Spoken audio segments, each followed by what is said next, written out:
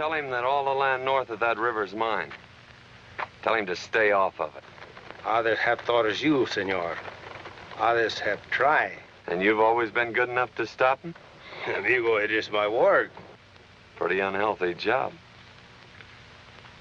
Sorry for you, senor.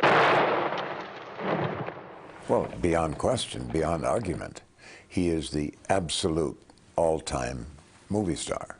Pilgrim, you caused a lot of trouble this morning. Might have got somebody killed. And somebody ought to belt you in the mouth. But I won't. I won't. The hell I won't. He was bigger than life. There was an energy about him, and there was a danger about him, too, you know. You knew you could push him just so far. Out would come the pistol. Fill your hand, you son of a bitch! John Wayne is the all-American epitome. He was a real man. Real man. Come on. There'll be no locks or bolts between us, Mary Kate, except those in your own mercenary little heart. He liked life, and he liked making movies, and he wanted as much of both as he could have. He was a man of few words, but when he spoke, he meant what he said. He's been credited with helping to win the Second World War and blamed for prolonging the conflict in Vietnam. But every battle he fought alone. Like a monument carved in granite, he stood as a symbol of American virtue, strength, and courage, even as the values of his country changed around him. But throughout a life of passion, determination, and triumph, his greatest role was that of John Wayne.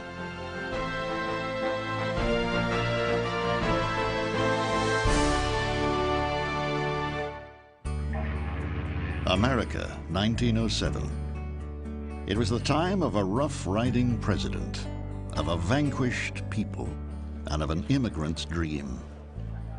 It was a time of scientific discovery, of first flights, and of tamed frontiers. In the heart of the Midwest, on a land once teeming with buffalo, America found its destiny. It was here in Winterset, Iowa, that John Wayne was born as Marion Robert Morrison on May 26, 1907. His father, Clyde, was a well-liked pharmacist who was known for his generosity and good nature. His mother, Molly, was a domineering woman who was unhappy with her husband's lack of ambition. His father continually lost jobs, moved around in Iowa. His mother was somebody who wanted success and resented the fact that the father was unsuccessful. And so they were quarreling all the time. In 1912, the family grew to include a second son, Robert. But Clyde's poor health caused mounting financial pressures that overshadowed the joys of a growing family. Heart trouble and chronic asthma forced Clyde to close his pharmacy and declare bankruptcy. The resulting tension in the household was not lost on little Marion. He began to suffer from insomnia and ran away from home more than once, as his parents' arguments became more heated. In 1914, the Morrison family moved to Palmdale, California, where the ever-optimistic Clyde hoped his health and his luck would improve. He swapped his pharmacy work for homesteading on an 80-acre plot of land owned by his father. But most of California's fertile farmland was already taken, and what he found was an arid patch of desert that would be difficult to farm. It was a very primitive, we're talking the late frontier. They're really trying to play frontiersmen when the frontier has gone, and eking out a living there was impossible. Wayne hated the place. It didn't have electricity. He was scared of the big jackrabbits and the snakes, and hated the horse that he had to ride. After 2 years of this desolate existence, in 1916, the troubled Morrison family packed up and moved to Glendale, California, a small community on the outskirts of Hollywood. But relocation did little to solve the family's financial problems. As his parents struggled to make ends meet, Marion learned to be self-reliant and took a morning paper route to pay for his school clothes and help with some of the household expenses. Though the family remained in Glendale, mortgage foreclosures and eviction notices forced the Morrisons to move 8 times in only 5 years. The constant moving made it hard for young Marion to make friends. Insecure and something of a loner, he was especially self-conscious when it came to his name. It was a sissy name, and he took a lot of guff from his peers as a child over that name. So he spent a lot of time alone.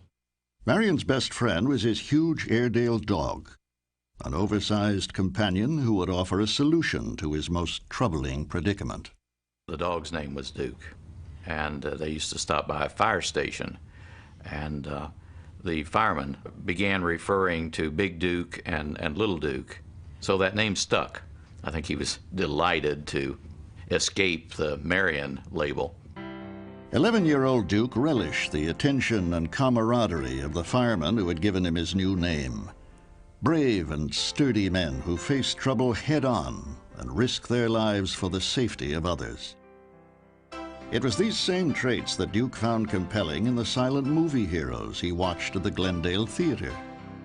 Saturday afternoons would be spent riding beside his cowboy idols, men like the roughshod Harry Carey, a lone spirit who fought for the common good and prevailed against all odds. Living only miles from the heart of the film industry, the star-struck boy could also watch his heroes' exploits in real life.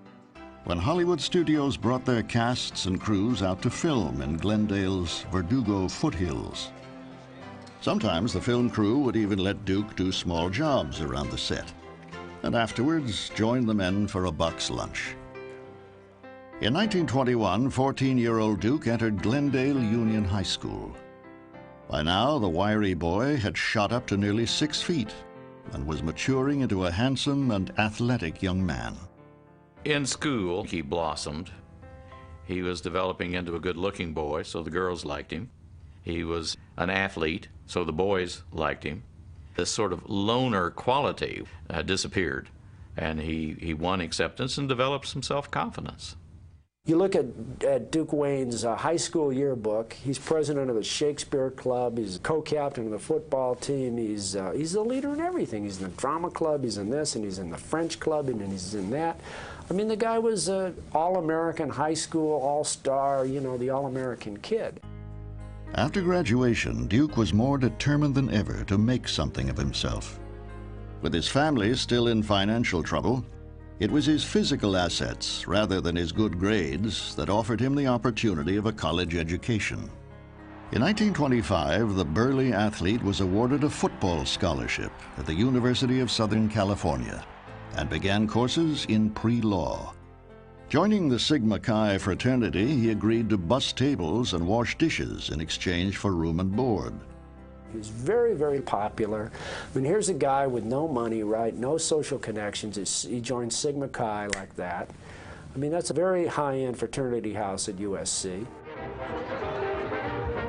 The 6'4" athlete became well known on campus and enjoyed the wild parties and special attention granted to football players and fraternity men. His good looks and good manners also made him popular with the ladies.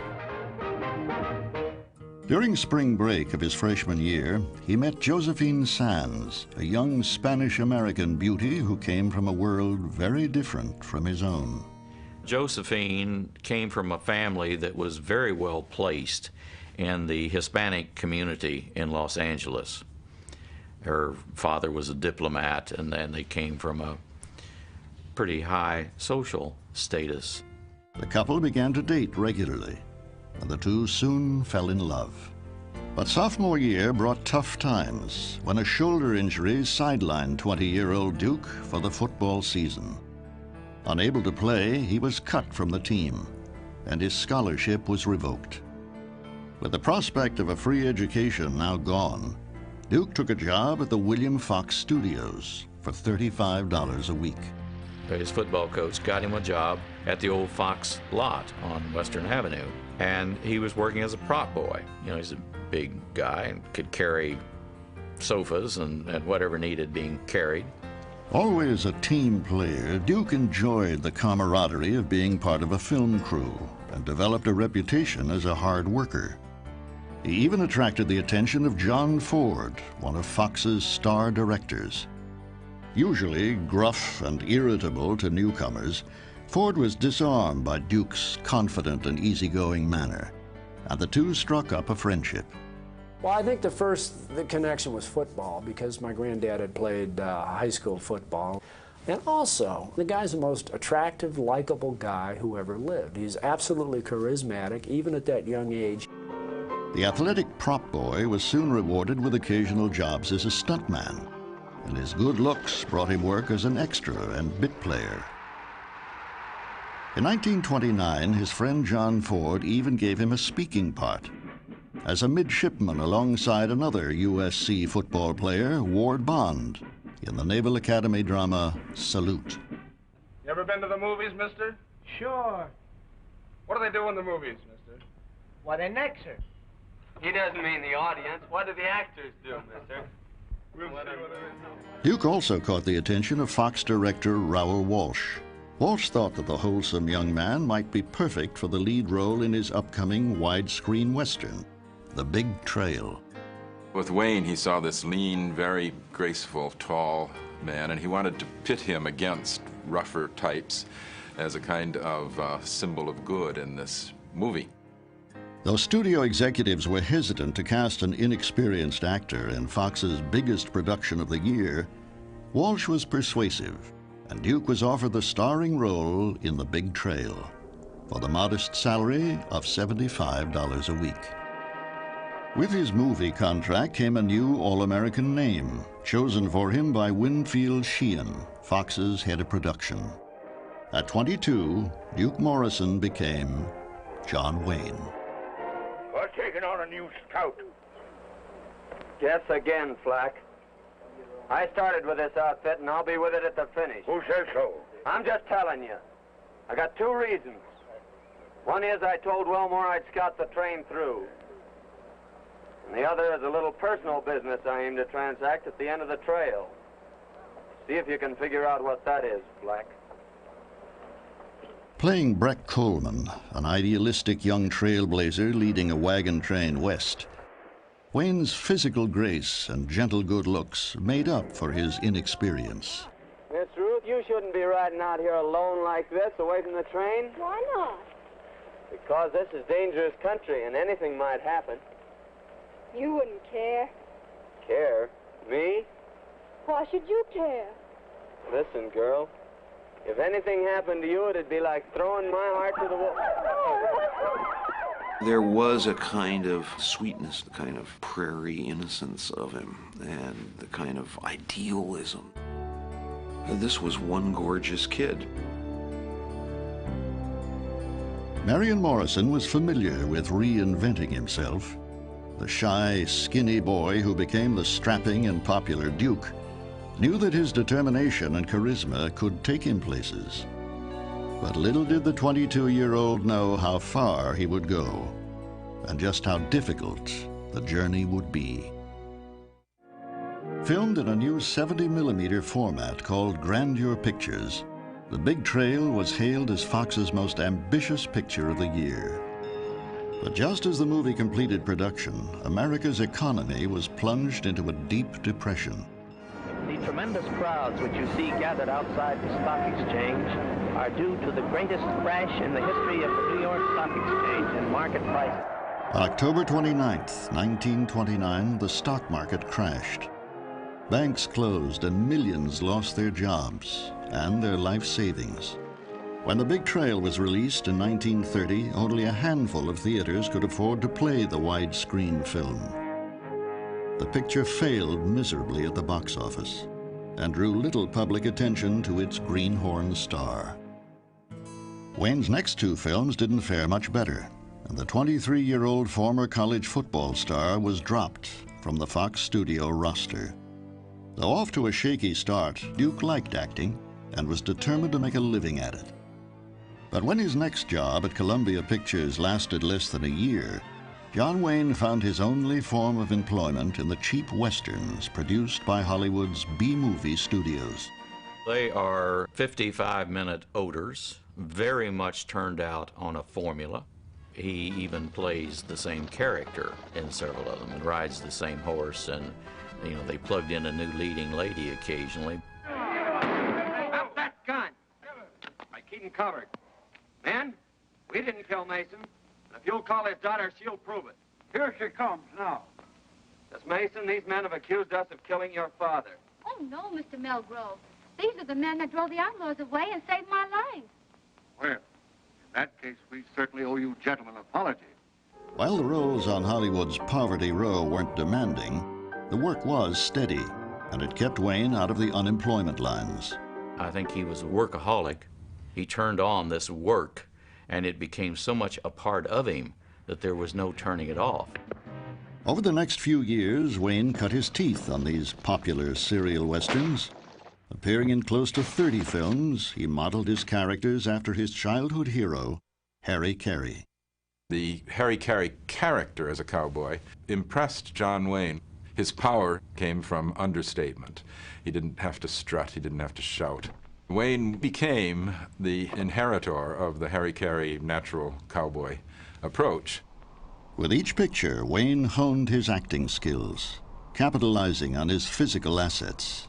He learned to walk with a great rhythmic grace. He had a kind of undulant walk. The way he stood, the way he rode in the saddle, it took him a while to develop all of that. While Wayne was establishing himself as a believable Western hero, he was also building a personal life. In 1933, Wayne asked his girlfriend of 7 years, Josie Sands, to be his wife. And on June 24th, the couple married at the home of actress Loretta Young, a Sands family friend. The next year, Duke and Josie celebrated the birth of a son, Michael.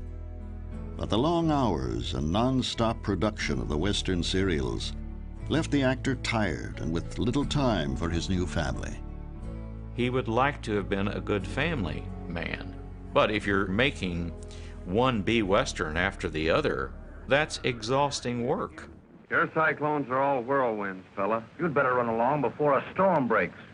Because I got a feeling I'm going to cloud up and rain all over you. You and whose arm?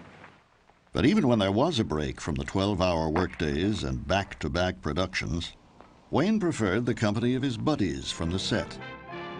Evenings were spent carousing at the Hollywood Athletic Club with friends like movie cowboy George Gabby Hayes, stuntman Yakima Canutt, and actors Paul Fix and Ward Bond. Weekends often found Wayne aboard director John Ford's yacht, the Arroner. Duke shared Ford's love of drinking, card playing, and the sea. And the men would often take long cruises, escaping the pressures and attention of Hollywood.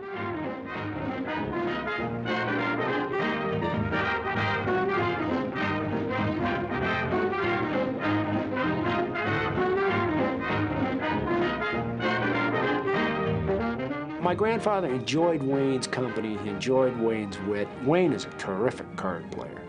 And they loved to play cribbage and loved to play bridge. They would go off and get away from the wives, get away from the family, maybe do a little fishing. That's what guys like to do, you know? Guy stuff.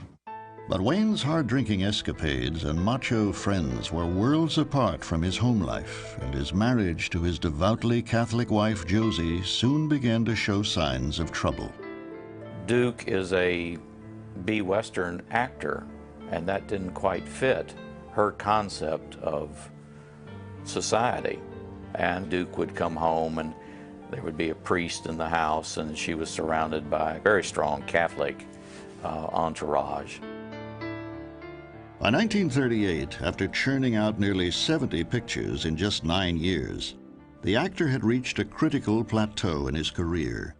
He's typecast as a Western actor. Everybody in Hollywood knows who he is. You know, John Wayne, ex-jock, moves well, so-so actor, rides good, looks good on a horse.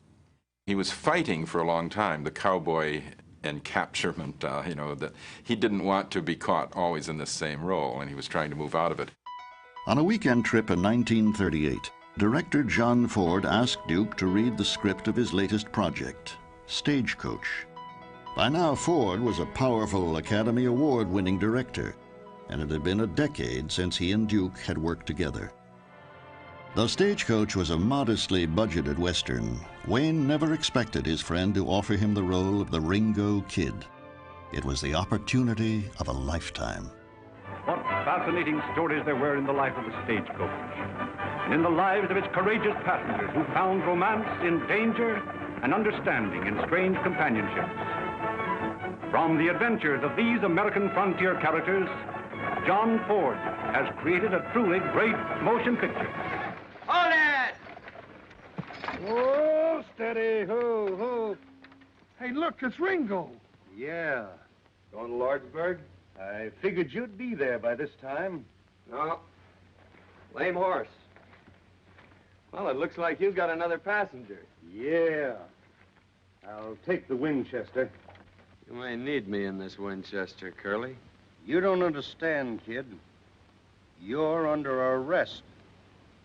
Ford had earned a reputation as a cruel taskmaster and was known for his harsh treatment of actors and unorthodox directing style.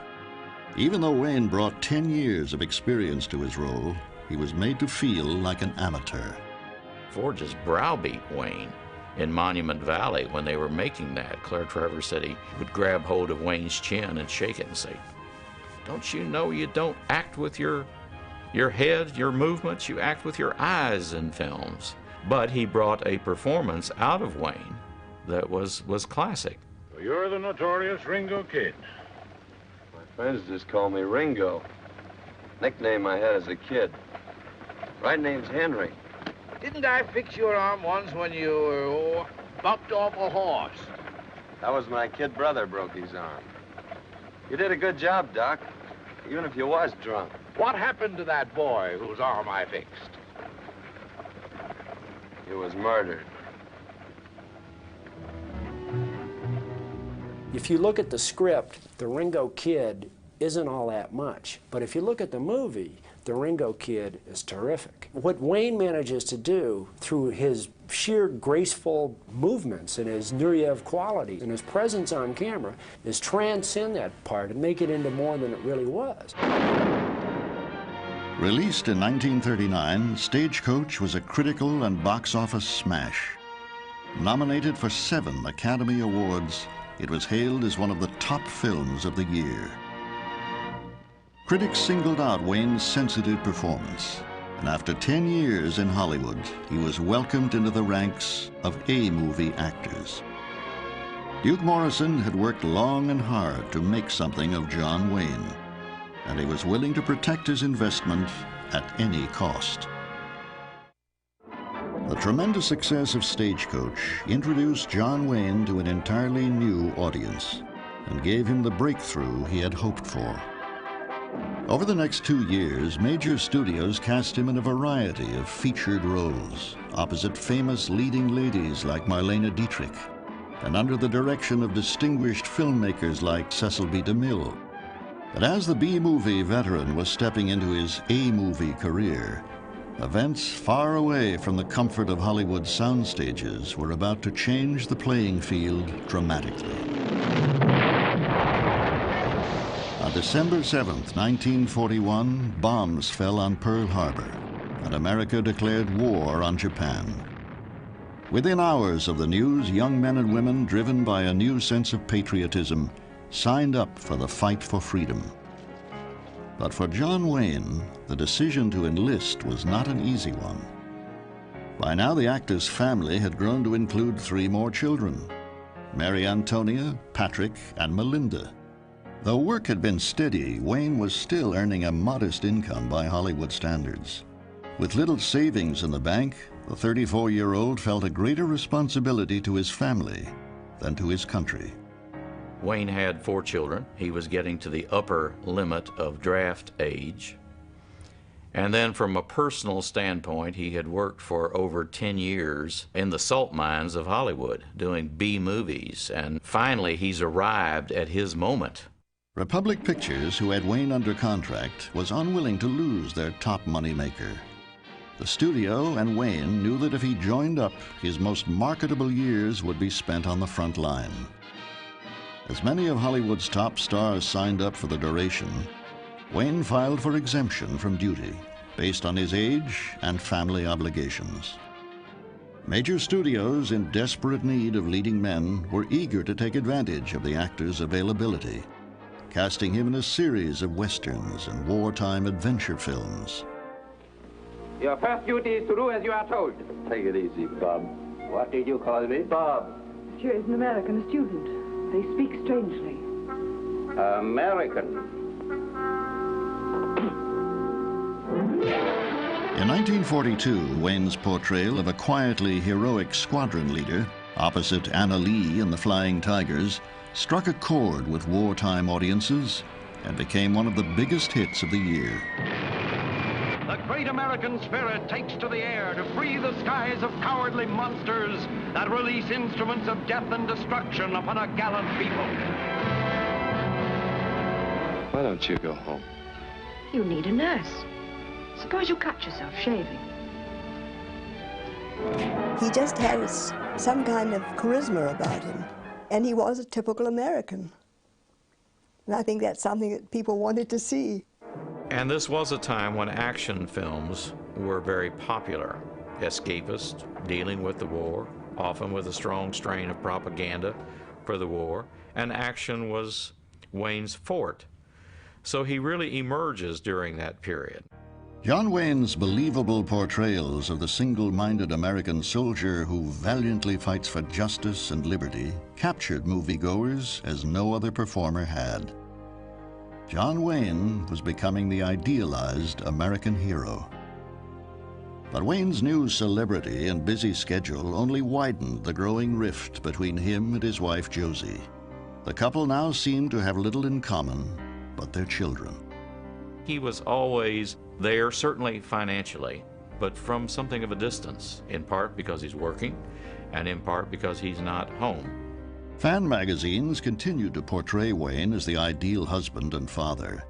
But by 1942, Duke had moved out of the house and into an apartment.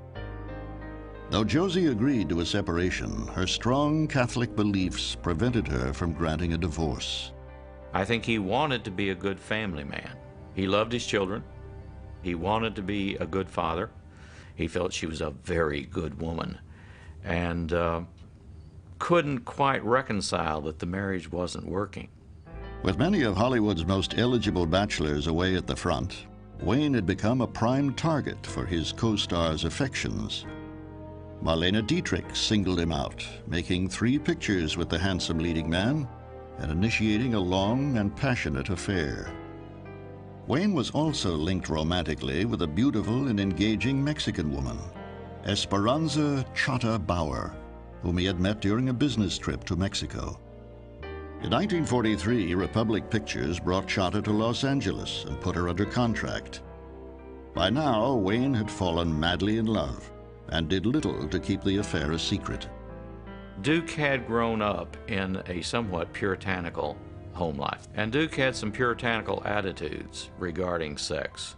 Esperanza was uninhibited, and he hadn't experienced this before.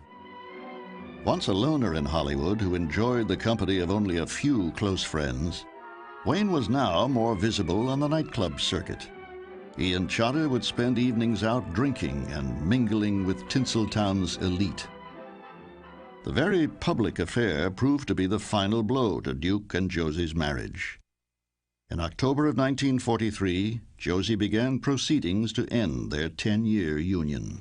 In 1945, as America entered its 4th and final year in World War II, Wayne signed on for 2 guts and glory combat pictures. They were Expendable and Back to Bataan. I know it's tough when the woman you love goes over to the enemy, but you can't let her Look, tear John, your it's heart. none of your business. That's right. But risking the lives of these men is my business. By now, Wayne's macho stoicism and confident demeanor had solidly cemented his characters into the psyche of wartime audiences. Though Wayne had never served, to his growing number of fans, the soldiers he played were believable and inspirational.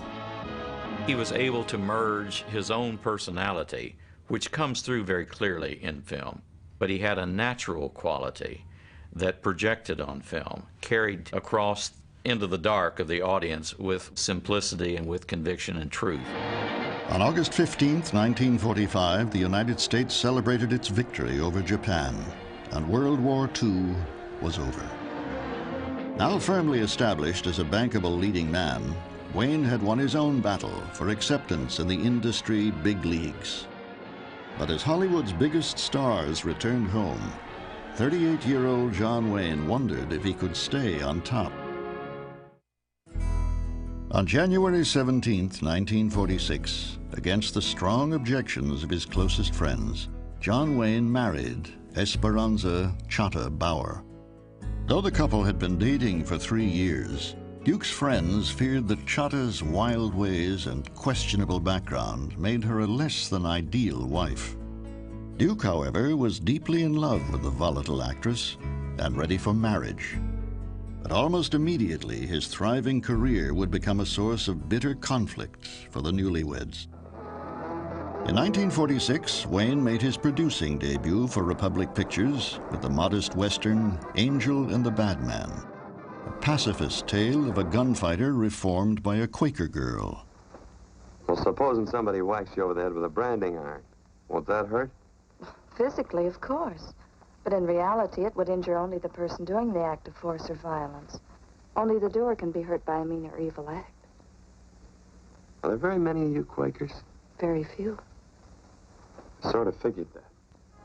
Co-starring beside Wayne was Gail Russell, a beautiful but tormented young woman that the star took under his wing. Gail Russell was a troubled young actress, had a drinking problem, emotionally very insecure. I think Duke felt sorry for her. Wayne's new bride, however, had little understanding for the friendship. Insanely jealous and certain that her husband was having an affair, Chata began drinking heavily and was prone to violent public outbursts.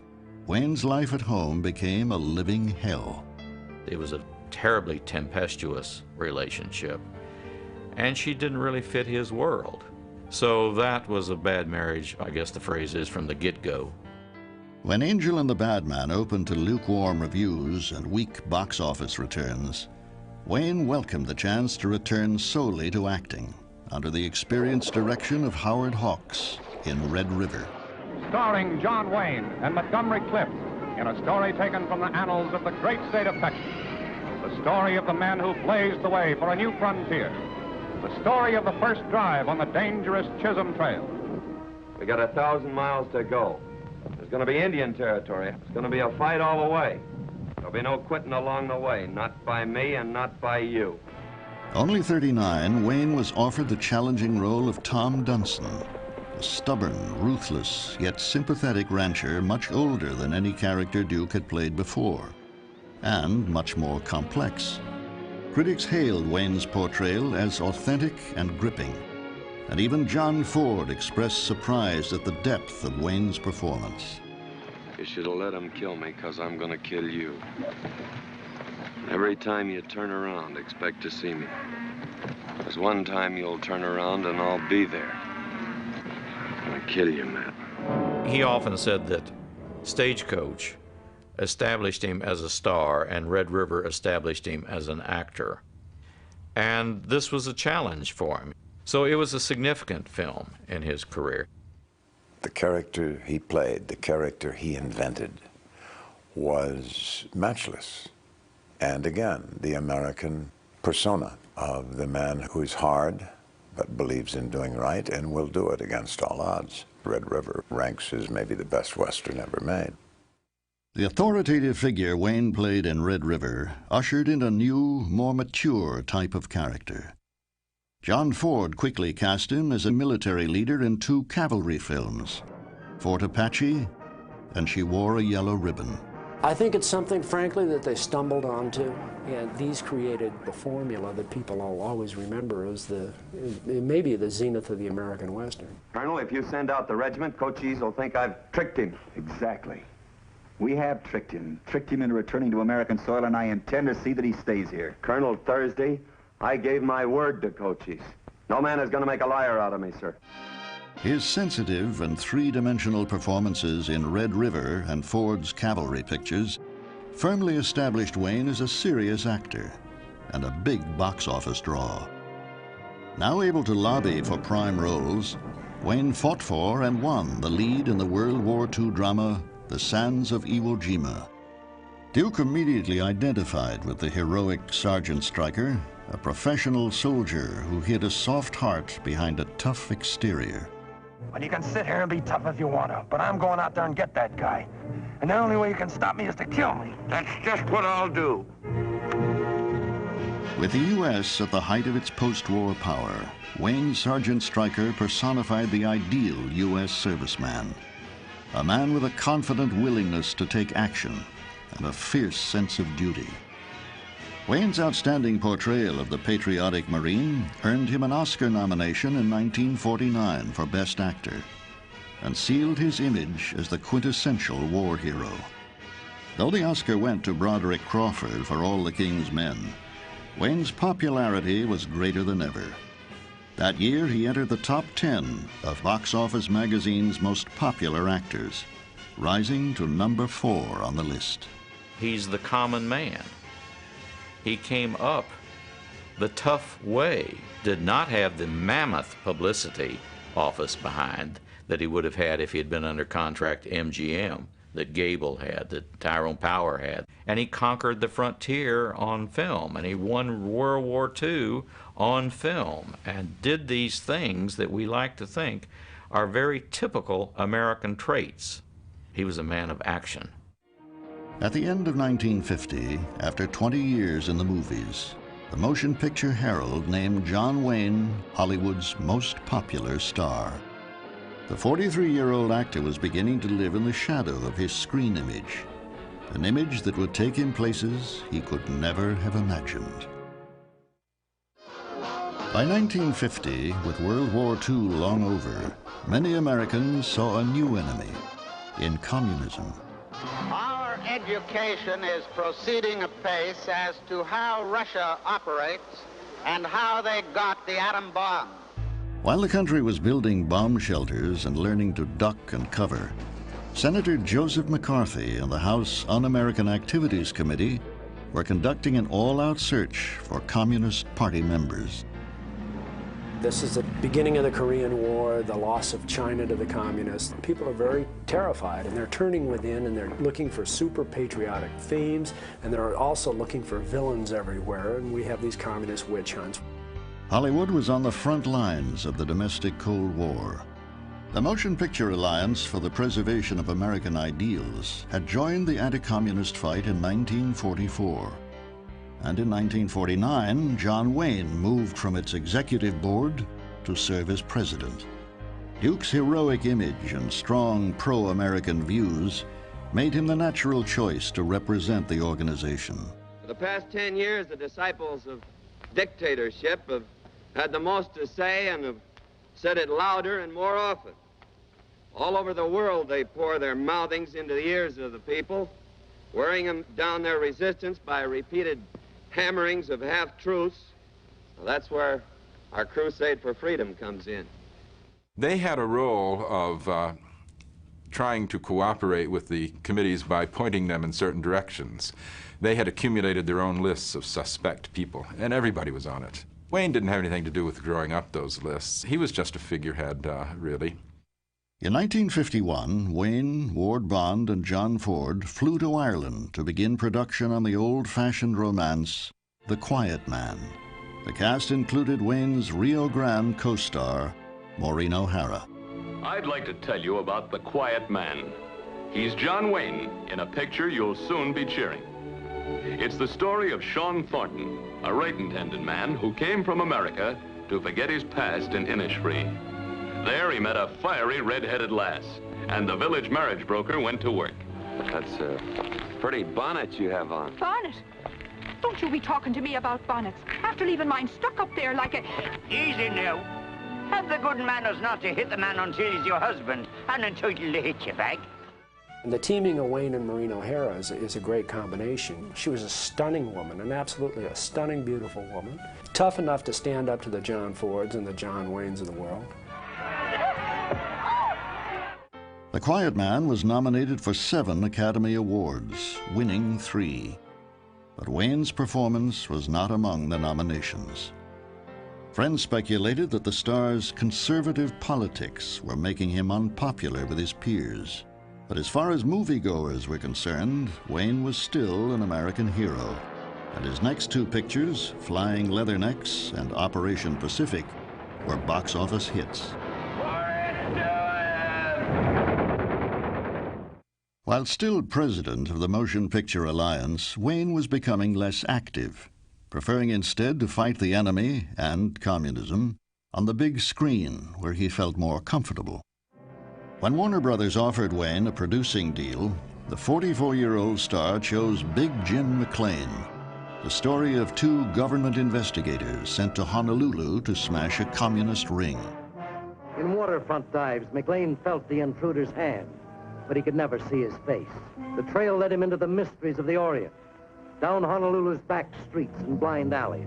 But each road suddenly came to a dead end. I told you not to mind my business. Now make it so as I don't have to tell you again. You're pulling my shirt. Yeah, well, I may pull your ears off. He had to be more American than anybody around, in a sense maybe to compensate for not having served in the Second World War. Moviegoers responded favorably to the film's message, and the picture was an undeniable hit. But popularity polls and strong box office returns could not change the fact that Wayne's personal life was in shambles. Chatta's heavy drinking and increasingly erratic behavior had become an embarrassment to the very private Wayne, and the battles that once fueled their passion now exhausted him. In 1952, the couple separated after 6 stormy years together. Shortly thereafter, the 45-year-old movie star traveled to Peru on a working vacation, and there met a 23-year-old Peruvian actress, Pilar Palette. I was making a movie in the most beautiful benign jungle in the Amazon, and the director one morning told me, John Wayne is in Lima. He has just arrived, and he would like to come and see us work. Well, I had no idea. I heard the name and that he was a big movie star, very handsome, very tall, but I couldn't quite place him. So, trying to be very sophisticated, I turned to him and I said, Mr. Wayne, you were wonderful in For Whom's the Bell Toll. And he says, you have me completely confused. You're thinking of my friend Gary Cooper. So anyway, he started laughing. He thought I was very funny, and that kind of broke the ice. When Pilar came to Hollywood after filming, she and Wayne began a very secret affair. And in September of 1952, Wayne filed for divorce from Chatta. She turned very bitter and decided to just crucify him. So there were court days every single day, and of course, it was headlines, like for weeks. The trial became a public spectacle, and wild accusations of infidelity and abuse surfaced in the press. A calculated bid by Chatta to win sympathy and a large settlement. While Duke had long since separated from his first wife, he remained a loyal and loving father. He was especially worried about the effect the negative publicity would have on his teenage children. The breakup with Esperanza is as close to scandal as Duke really ever came. I think Esperanza wanted the divorce to be as public as possible. She liked the attention, and there's a bit of a vengeance motive there. So it became a pretty messy affair, for sure. Throughout the proceedings, Pilar stood by Duke's side, offering a stability and serenity that had long been missing from his life. In November of 1954, Wayne's divorce was finally granted, and 2 days later, he and Pilar were wed. He was making a movie in Kona, Hawaii, and Duke said, I just had a phone call from my lawyer. My divorce has become final. Would you like to get married today? He wanted to get married just as the sun was setting. He claimed years later that he was married at breakfast, divorced at lunch, and married at dinner. At 48, Wayne was still the nation's #1 star. It seemed as though nothing could tarnish his all-American image. And if John Wayne's first 25 years in front of the camera had made him a Hollywood giant, the next 25 would make him a legend. By the mid-1950s, America was changing. It was a time of television and rock and roll, a time of hot rods, hot blondes, and young rebels. It was also a time of heroes, and none walked taller than John Wayne. In 1955, Wayne was offered the lead in John Ford's dark western, The Searchers. It would be his first western in 3 years, and he was eager to get back in the saddle. From the thrilling pages of life rides a man you must fear and respect. It's John Wayne as Ethan Edwards, who had a rare kind of courage. The courage that simply keeps on, never thinking of himself as martyred, never thinking of himself as brave. Wayne starred as Ethan Edwards, a bigoted frontiersman on a vengeful quest to find his kidnapped niece.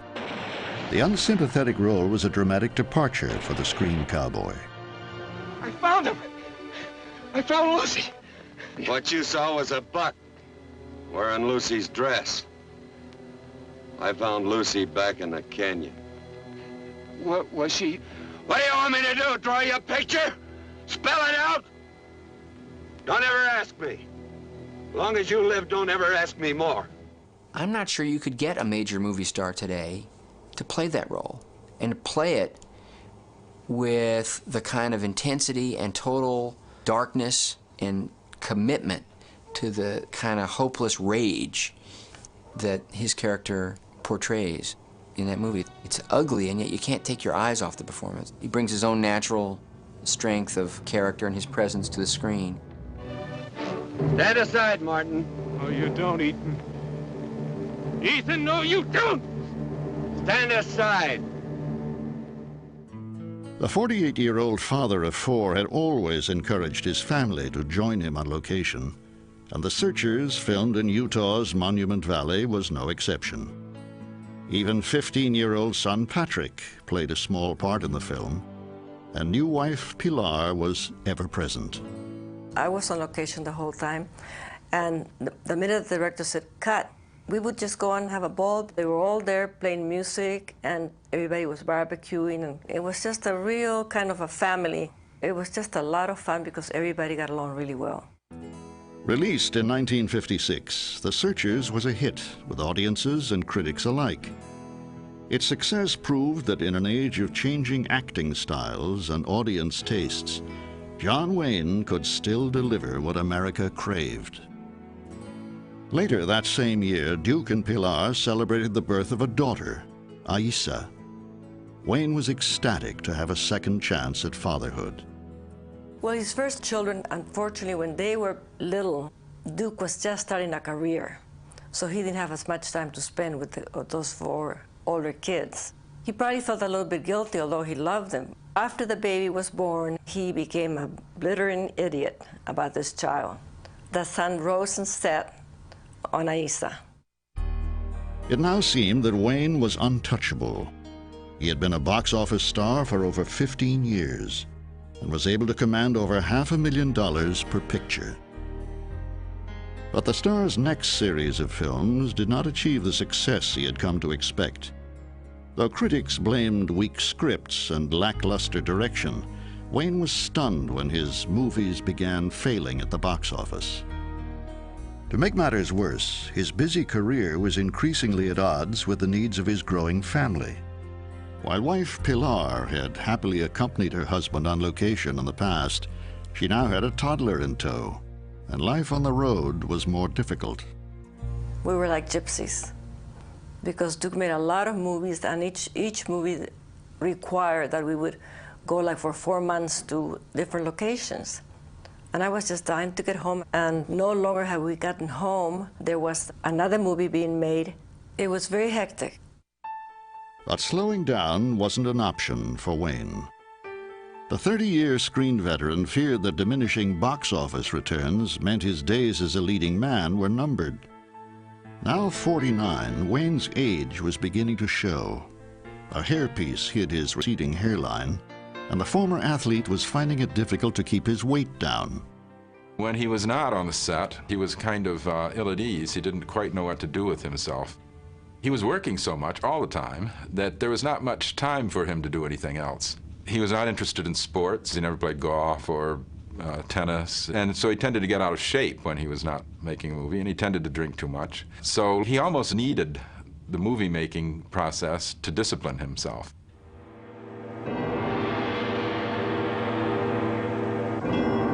Ladies and gentlemen, that was the giant gong of Kyoto that you just heard, out of the mystic lore of the Orient.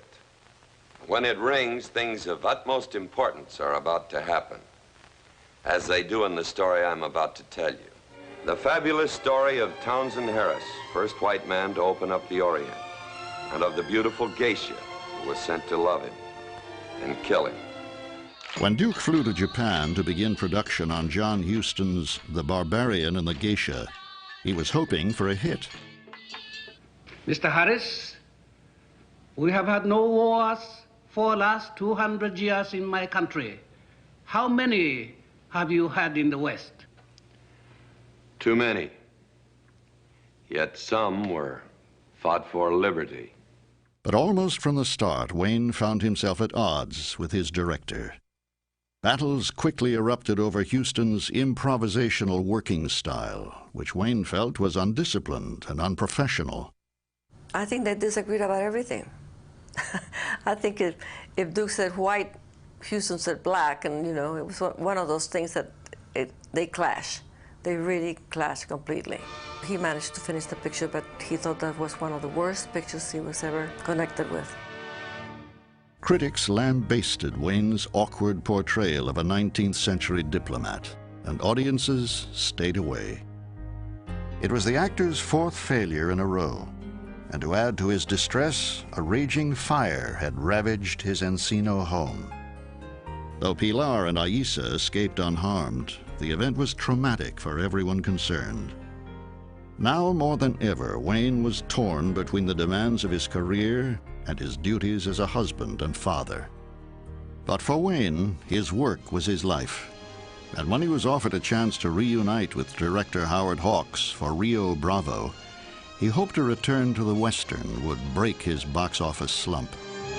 Yes, there'll never be another like Rio Bravo, with its thundering story of raw courage against overwhelming odds, and its once-in-a-lifetime combination of today's hottest star names. Where are you going? Get your hands off. I said, where are you going? You got no use for a man you can't depend on. One bad night and I'm done for. Cast as the defiant sheriff John T. Chance, Wayne co-starred opposite Dean Martin, Ricky Nelson, and newcomer Angie Dickinson. The scenes were long and complex, and Duke was used to, all right, get up and I'll hit you again. You know, he had very short scenes usually and tough scenes. Well, ours went on for quite a few pages and minutes, and they were very difficult. They ended up great, but it was hard work. Tired, aren't you, John T? I can fix you a nice hot bath. All I want is a drink. Then, this is all I can do for you?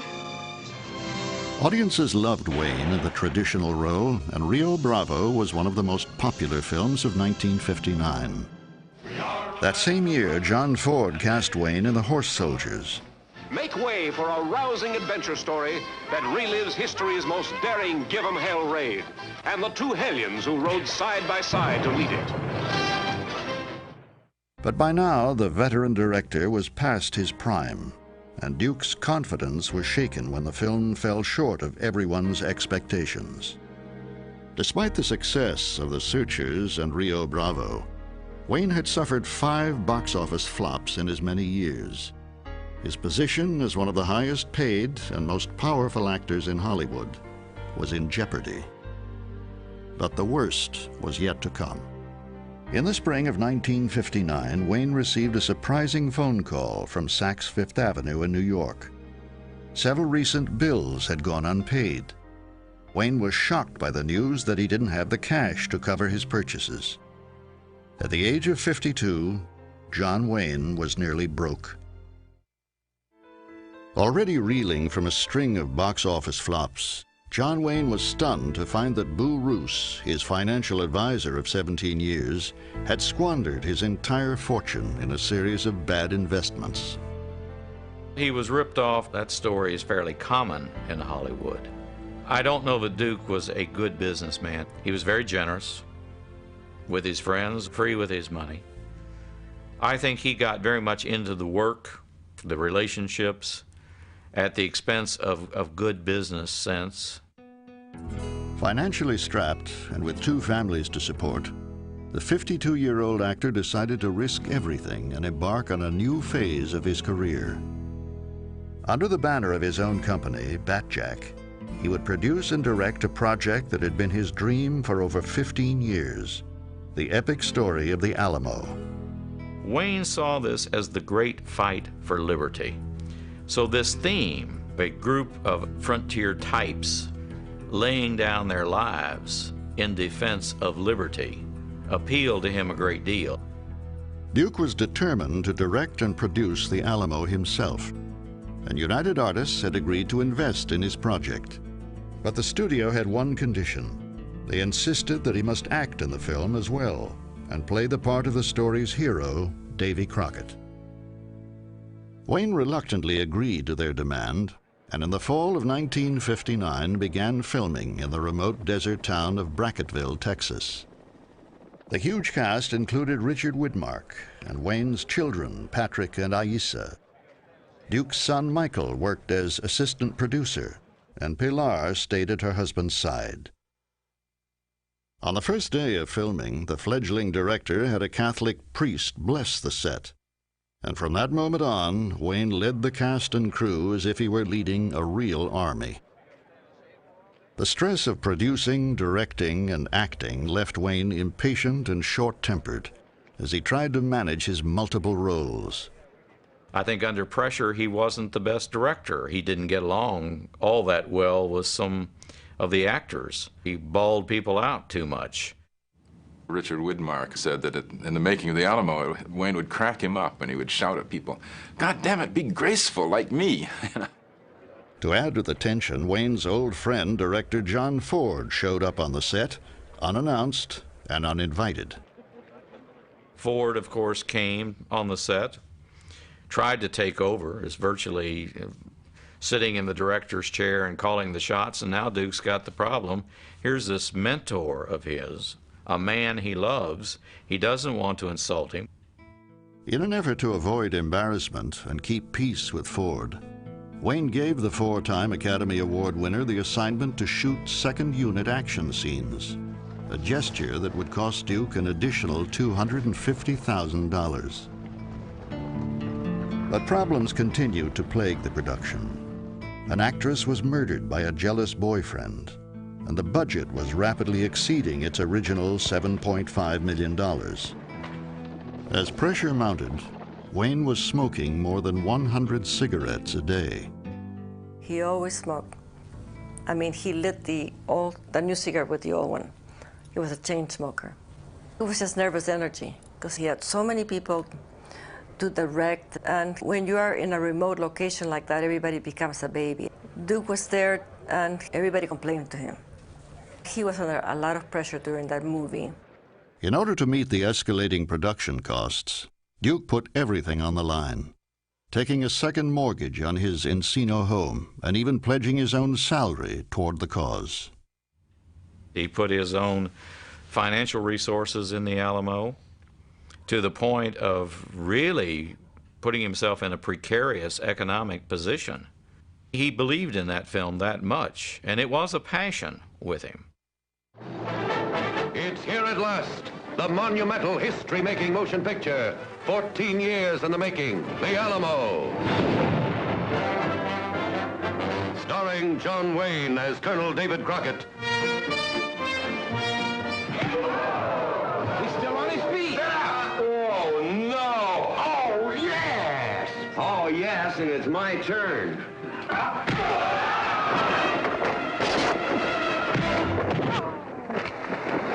Well, thanks, friend. If you don't insist on having them to yourself, I'll give you a hand. Pleasure, friend. When the Alamo was finally completed, the budget had swollen from $7.5 million to more than $12 million, the largest of any movie at that time. But when it was released in 1960, the film earned only $2 million. Critics were unimpressed with the patriotic tribute and singled out Duke's directing as sentimental and embarrassing. In a desperate bid to attract audiences, Wayne's publicist mounted an aggressive Oscar campaign. But the last-ditch effort only served to alienate Academy voters. Although the Alamo managed to earn 6 Oscar nominations, including one for Best Picture, the Academy snubbed Wayne's direction and acting, and the only award the film received was for Best Sound. His dream kind of crumbled, even though he made the money back eventually. It hurt his chances ever to be a director because people wouldn't take the risk of financing him when this one had not succeeded. So the Alamo turned out to be his Alamo. Disappointed and embarrassed by the failure of his dream project and acutely aware of his mounting debts, Duke threw himself into the work and the roles that he knew best. My friend, you're a very brave man. And pretty soon you're gonna catch on I ain't your friend. Your assignment tonight is strategic. You can't give the enemy a break. Send him to hell. Let's give it a try, Pockets. He's tired. Hunter, are we talking about the same animal? We were on Hatari for 4 months in Africa. I had a lot of fun with the Duke. One day we're sitting there playing gin, and a leopard walks out of the underbrush and starts walking towards us. I say to him, Duke, there's a leopard walking towards us. He says to me, Buttons, see what he wants. That was the Duke. But by now, the golden age of Hollywood Wayne had known and loved was coming to an end. And the actor's world was changing, both professionally and personally. Ward Bond died, and Ward Bond had been a very close friend. Grant Withers committed suicide somewhere in this period. Duke realizes the old gang is more than breaking up, dying off. In 1962, Wayne and director John Ford returned to the Old West with the remaining members of Ford's legendary stock company to film The Man Who Shot Liberty Valance.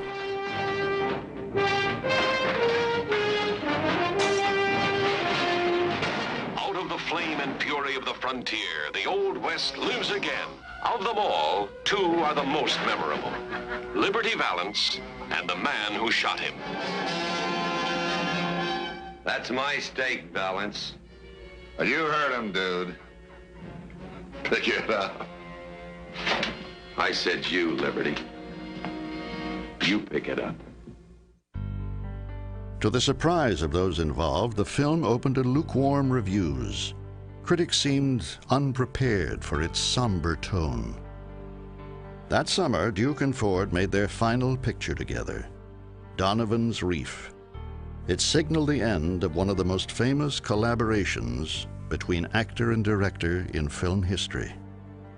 On a personal level, I think Wayne felt that he had been given his big chance by Ford in the Stagecoach, and so he felt duty toward him. He told me he modeled his life on Jack Ford's life. You know, he directly emulated him. He used to say, John Ford directed my life, and in a sense that was true. For his next film, Wayne used the Ford model and created a family atmosphere that the beleaguered actor desperately needed. In McClintock, he returned to his popular Western character and was joined by his son, Patrick. Does a tender story of family devotion get you right here? If you're my father, if you love me, you'll shoot him. Well, I'm your father, and I sure love you, so... The tongue-in-cheek Western also featured Wayne's good friend and 4-time co-star Maureen O'Hara. Does genteel elegance hold you in thrall?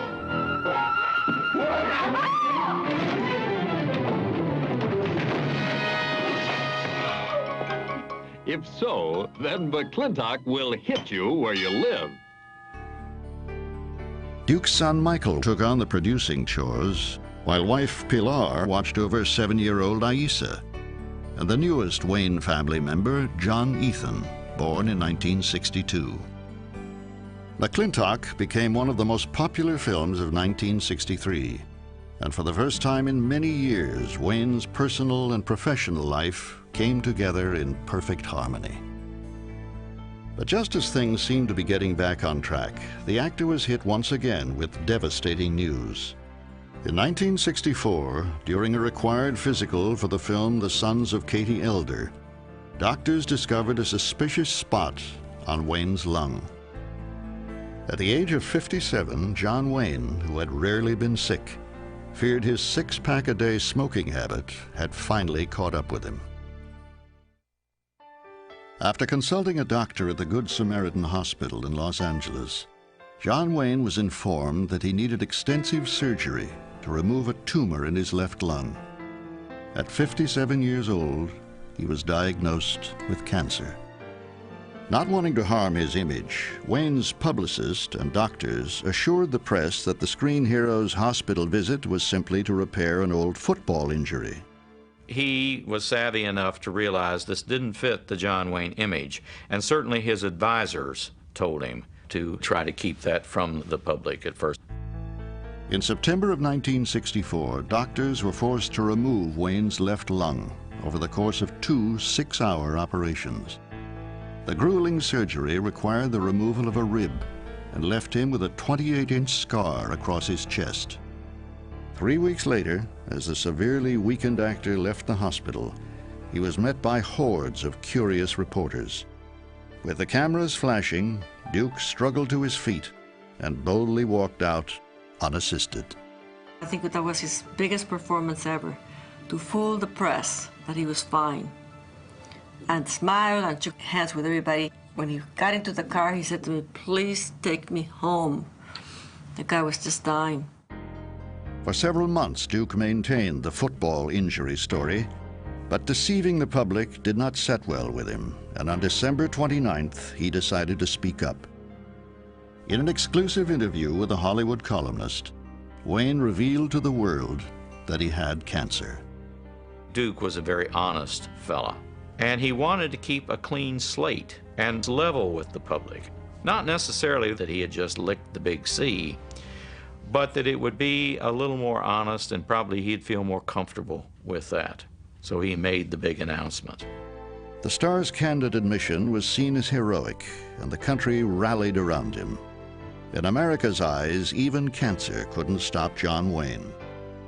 As if to live up to his on-screen image, less than 4 months after his surgery, and against doctors' orders, Wayne flew to Durango, Mexico to start production on The Sons of Katie Elder. The Sons of Katie Elder, led by Big John, the eldest, the gunslinger, the toughest. I'm gonna get that guy. Who wants to come with me? You're not going anyplace. Oh, you're gonna try and stop me? You bet I am. And that's for sure. Shot at an altitude of more than 6,000 feet, the script called for several difficult stunts, including an exhausting fight in the icy waters of the Rio Chico River. Despite the need for an oxygen mask between takes and the pain from the radical surgery, Wayne refused to use a double, preferring to do most of his own stunts as he had in the past. He is in a very cold stream doing a physical sequence. When that was over, he immediately grabbed for the oxygen mask. Apparently there was a reporter on the set who was trying to film that. Duke practically yanked the camera out of his hand because he didn't want the public seeing him in that way. I don't know whether by then he himself had bought the John Wayne image or not, but he certainly was having trouble accepting his own mortality, that he's getting older, that he can't do some of these things any longer. Now 59, Duke moved his family to Newport Beach, California. Set in conservative Orange County, just south of Los Angeles, The small oceanside community was an ideal location to spend time with his growing family, which now included a new daughter, Marisa, and 12 grandchildren. That was the same year that he had bought the Wild Goose.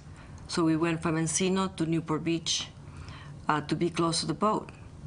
And of course, the main thing then was going fishing, taking the boat out to Carolina, having his friends on board. So although he was upset and unhappy about losing his dear friends, he still had a brand new family to be with and do things with. By 1966, America was changing. The liberal idealism of John Kennedy had turned into civil chaos. Race riots were erupting in cities across the country, and once peaceful civil rights marches had given way to bloody battles fought in front of America and the world. But the Duke remained as traditional as ever. An active Republican, he had campaigned for Goldwater in the presidential race of 1964, and in 1966 publicly supported Ronald Reagan in California's heated governor's race. When his conservative political beliefs continued to draw audiences, Republican officials discreetly approached him about running for political office.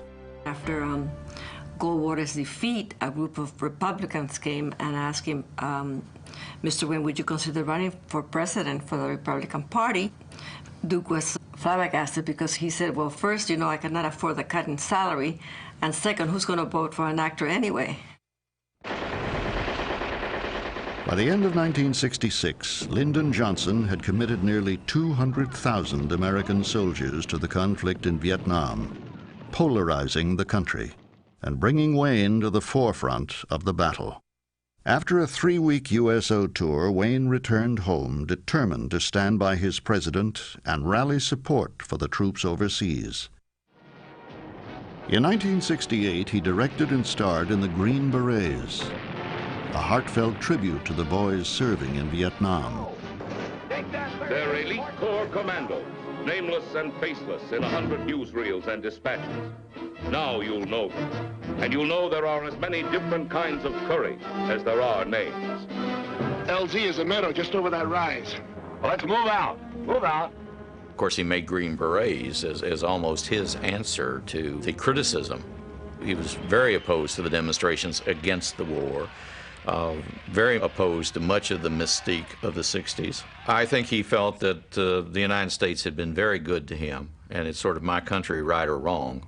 And the country's position is to be in Vietnam. Therefore, you don't question that. You go with it. The Green Berets opened a tremendous business, earning $20 million and demonstrating that John Wayne's values were not his alone. But Wayne's unbridled patriotism became an easy target for critics and anti-war protesters who picketed theaters across the country. Duke was determined to meet his detractors head-on, and in his next film, he would be offered the chance of a lifetime.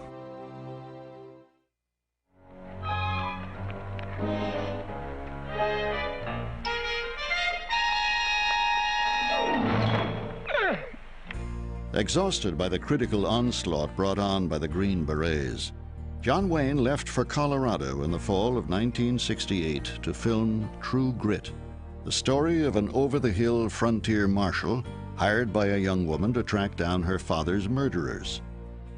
In the character of Rooster Cogburn, Wayne saw himself, a man of strong convictions, but an outsider in a world of changing values. Where did you get you for stealing that money? Well, I didn't consider it stealing. Didn't belong to you. That's the position them New Mexicans took. I had to flee for my life. When that posse thinned out, I turned old Bo around and taking them reins in my teeth, I charged them boys firing 2 Navy 6s. They must have all been married men that loved their families, 'cause they scattered and run for home. The director said to him, I want you to eat as much as you want. We want you fat and ugly. And Duke thought, this is wonderful, because every time I've done a movie, everybody says, you have to lose 20 pounds. So he thought, gee, this is pretty neat. Well, come to see a fat old man sometime. Yeah! He had a sense of what he could and could not play, and he worked within those limits very intelligently.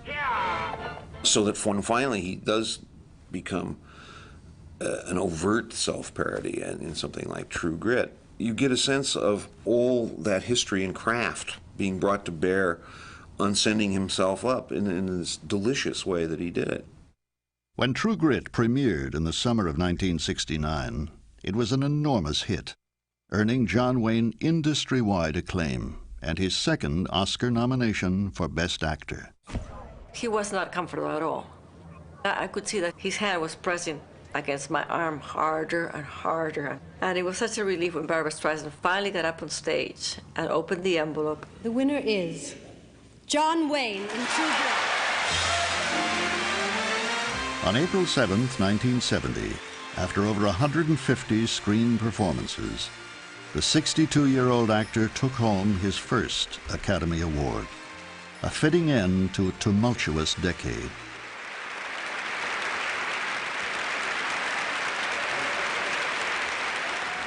Ladies and gentlemen, I'm no stranger to this podium.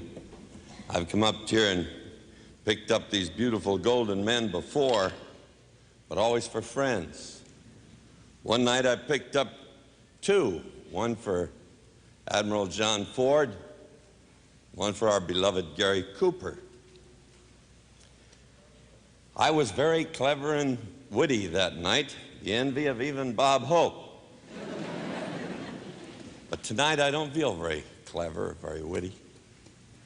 I feel very grateful, very humble. I don't think he expected it. I think he was insecure enough to not ever really consider himself a great actor. The Oscar meant a great deal to Duke. Finally, he had won the acceptance of his peers. By now, Wayne's screen persona had assumed mythic proportions. At 63, he completed 5 westerns back-to-back, including Rio Lobo and The Undefeated with Rock Hudson. John Wayne, Rock Hudson, battling it out toe-to-toe and side-by-side. What do you want? Your horses, your guns, and your gold. And you also have some women, senor.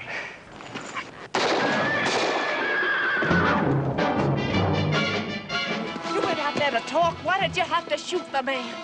Conversation kind of dried up, ma'am.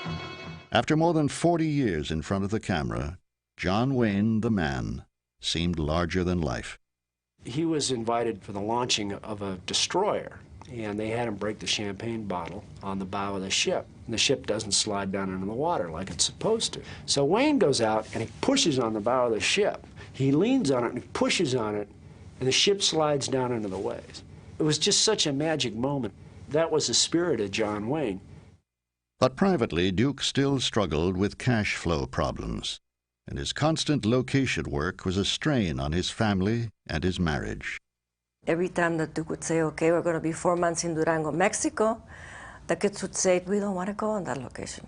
And Duke was very old-fashioned. He always wanted things to kind of never move, that nothing would ever vary in his life. I found that after 20 years of doing this that I started to get a little tired. In 1973, after 20 years of marriage and 3 children, Duke and Pilar Wayne announced their separation.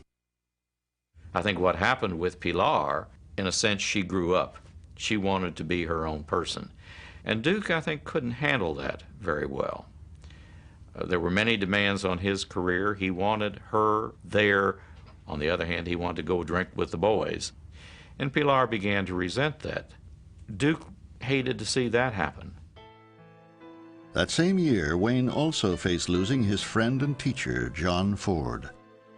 On August 30th, he visited the cancer-ravaged director for what would be the last time. The two shared brandy and memories and said their final goodbyes. One of the last times he went to see him, Wayne was appearing a lot on Laugh-In. And my grandfather, he was on his deathbed, literally. And he started berating Wayne for being on the show. He says, you know, you shouldn't do this TV stuff. It's bad for your career. And he never stopped doing that, directing his life, so to speak. John Ford passed away the following day. Now, more than ever, Wayne found solace in his work and in his frequent public appearances. At 65, the outspoken actor even continued to poke fun at his own image. In January 1974, the editors of Harvard University's Lampoon invited Duke to Cambridge, Massachusetts, to accept their infamous Brass Balls Award. When Harvard invited him to come, they hired an armed personnel carrier from the National Guard and had him come down the street at high noon in this semi-tank, and they thought they would get the last laugh on him. By the end of the ceremony, the Harvard students who had come to jeer gave Duke a standing ovation. Wayne was never dumb, he was witty. They said, for instance, where'd you get that fake hair? And he said, that's not fake hair. That's real hair. It's very expensive hair. It's not my hair, but it's real hair. Wayne, do you look at yourself as the fulfillment of the American dream? I don't look at myself any more than I have to, Fred. The Duke was now one of the most recognized and respected men in the world. Throughout the 1970s, he capitalized on his celebrity status in a variety of television appearances, comedy specials, and public service announcements. So why don't all of you do yourselves a favor? Get a checkup. Talk someone you like into getting a checkup. Nag someone you love into getting a checkup. And while you're at it, send a check to the American Cancer Society, too. In 1975, Wayne reprised the role that had earned him an Oscar. Hallelujah! He co-starred for the first time with Katharine Hepburn in Rooster Cogburn and the Lady. Marshal Cogburn, you're in a sorry state. No man alive likes to be called high-smelling and low down. Eyeball to eyeball or shoulder to shoulder. They're the toughest pair in the West. You got the gun, but you ain't got the know-how to use it. Ain't that the way it works, Hawk?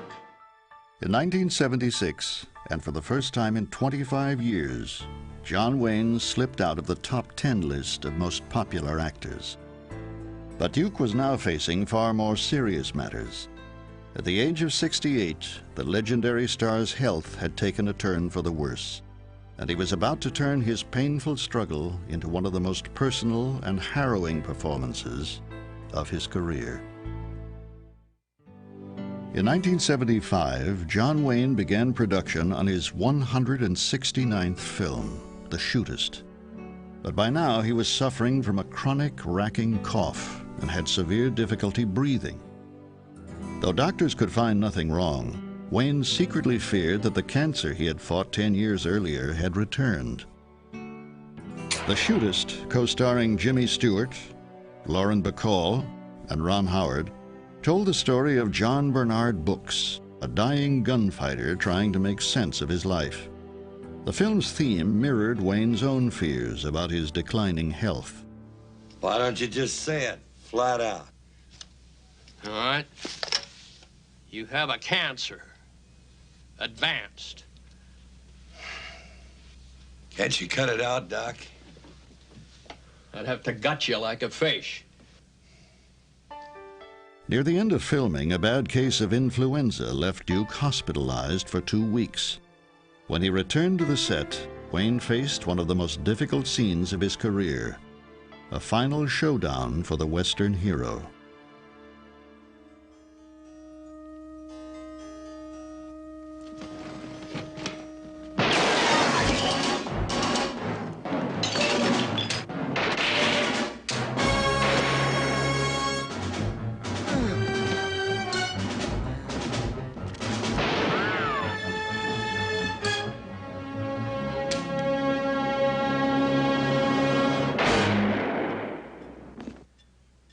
The director, Don Siegel, had to shoot that entire shootout and finale without him. And then he came back to play his death scene. And it was weird, it was emotional, and it was tense. And nobody talked about it. Look out!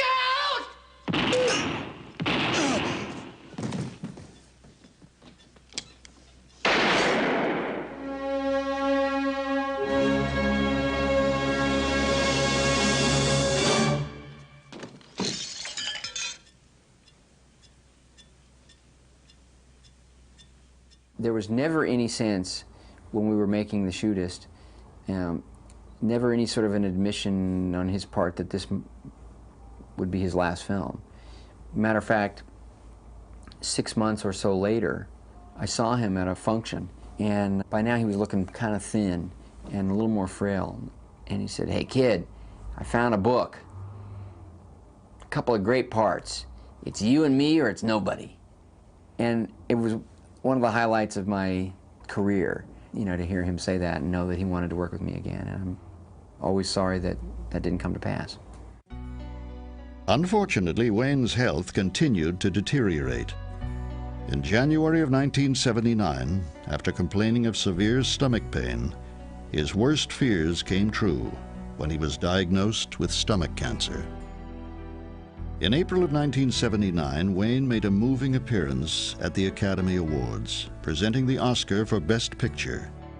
His physical condition was a shocking announcement that Duke was playing out his final scenes.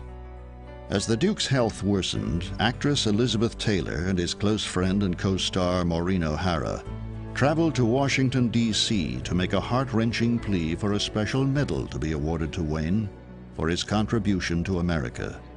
To the people of the world, John Wayne is not just an actor, and a very fine actor. John Wayne is the United States of America. And I feel that the medal should say just one thing: John Wayne, American. Wayne was awarded the medal on May 26, 1979, his 72nd birthday. In June, Wayne entered UCLA Medical Center, suffering side effects from chemotherapy. While in the hospital, he was visited by friends and admirers.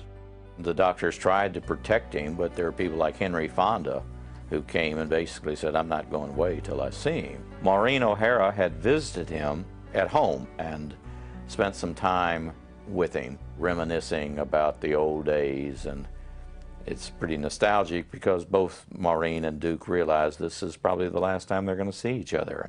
I really did pray that God would take him, because I hated to see a man that had been so strong and powerful in his lifetime deteriorate little by little by little. On June 11, 1979, with his 7 children at his side, 72-year-old John Wayne died of cancer. He was buried in Newport Beach, California, in an unmarked grave overlooking the Pacific Ocean. In a career that spanned half a century, John Wayne came to symbolize the independent spirit of America. Honest, straightforward, and fiercely loyal, he climbed up the hard way and took adversity on the chin. On the long road to stardom, his life took on mythic proportions. Though he never fought in a war or rode the wild frontier, to his legions of fans, John Wayne will always be an American hero. As long as those films appear on television, John Wayne's alive. And I think the public demands that he's alive. His supreme achievement may have been inventing John Wayne. He's created a permanent niche for himself as the American film actor. I think he represents everything we expect from an American. Pride, dignity, love of country, love of family. There's very few people that do that nowadays. He is the movie star of all time, and he was also such a real man. He was just so genuine and such a real guy.